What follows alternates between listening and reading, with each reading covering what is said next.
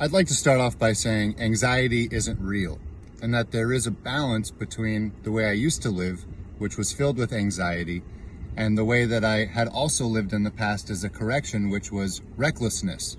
And the way I can see the recklessness was based on me having Benito, my dog over here.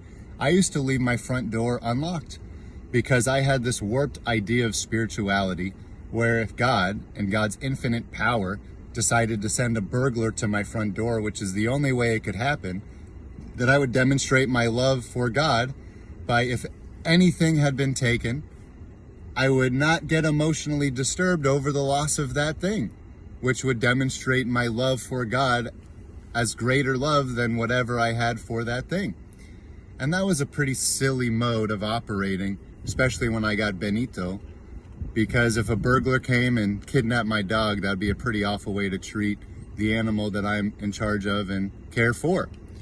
So I'm glad that today I found a balance between living in fear that a burglar is going to come to my house, having hyper security measures with cameras and multiple locks and an alarm system and every other thing you can think of, never leaving my house, and having recklessness on the other side where I just leave my front door unlocked. There is a balance. I still have my car locked. I have auto insurance.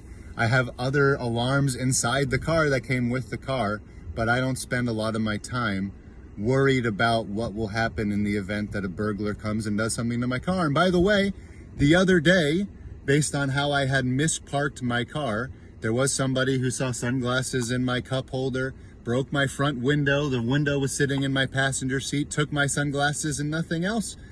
And I called up a mechanic, a glass repair guy, who came to me, vacuumed up all of the glass shards and fixed my front window. And it was working perfectly. So when there was a problem, I have the solution.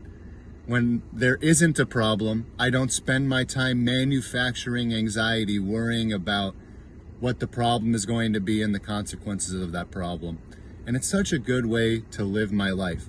Now, based on the fact that I misparked my car, it would have been smart to spend a little bit more time parking my car in the right way. And I have since made a decision as a result of seeing the consequences of that other decision, so I can do better in the future.